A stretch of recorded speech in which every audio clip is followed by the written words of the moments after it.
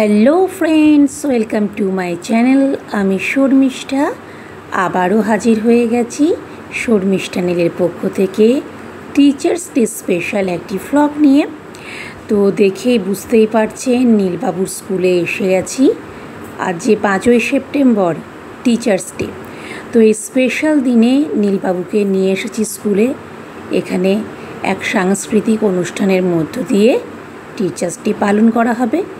তো প্রথমে prayer line হয়ে গেছে, আর ছোট ছোট বাচ্চারাও কিন্তু সব যে যার জায়গা মতো বসে পড়েছে। অনুষ্ঠানও শুরু হয়েছে।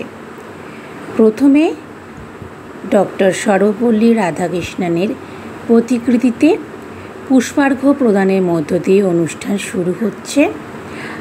এরপর আমরা দেখব কে কী পারফর্ম করছে, আর নীলবাবু এই বিশেষ দিনে কী পারফর্ম করলো সেটাও দেখতে হবে। তো অবশ্যই কিন্তু ব্লগটি শেষ পর্যন্ত দেখতে হবে।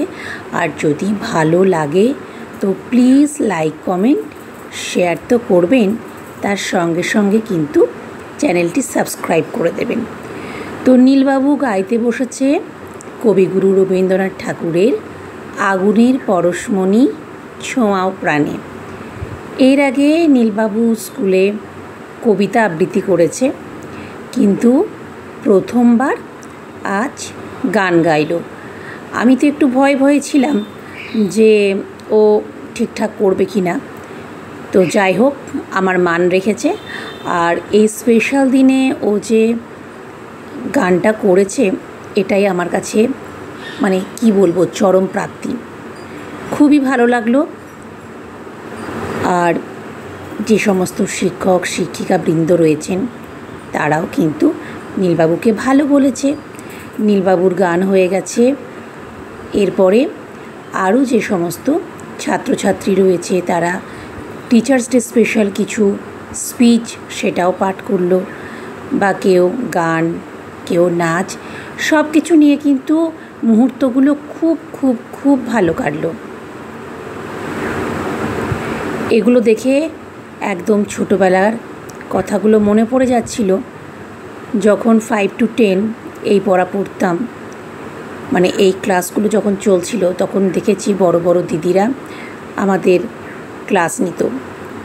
এই বিশেষ দিন নিয়ে কিন্তু প্রত্যেকের মনে একটা ভালো রকম এক্সাইটমেন্ট কাজ করতো। আর আমরা যখন ক্লাস 10-এ পড়েছি তখন তো মানে কি বলবো, আমার খুব ভালো রকম মনে আছে আমি ক্লাস 9-এর ফিজিক্যাল সায়েন্স নিয়েছিলাম। যাই হোক, আজকে নীলবাবুর স্কুলে এসে কিন্তু খুব ভালোই লাগছে। খুব সুন্দর একটা অনুষ্ঠান হলো। আর মাঝে মাঝে নাচগুলো কিন্তু দেখতে খুবই ভালো লাগছিল। বাচ্চারাও কিন্তু খুবই আনন্দ করেছে। আজকের দিনটা কিন্তু ওরা সম্পূর্ণ নিজেদের মতন প্রস্তুতি নিয়ে এসে টিচার্সদের সামনে পারফর্ম করেছে। এখন একদম অনুষ্ঠান শেষের মুহূর্ত। তো নীলবাবু টিচার্সদেরকে পেন দিতে ব্যস্ত। ব্যাস, কেমন লাগলো ব্লগটি অবশ্যই কিন্তু কমেন্টে জানাবেন।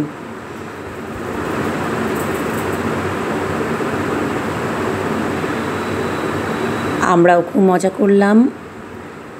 এবার হাঁটি হাঁটি পা পা করে বাড়ি যাওয়ার পালা। ধন্যবাদ।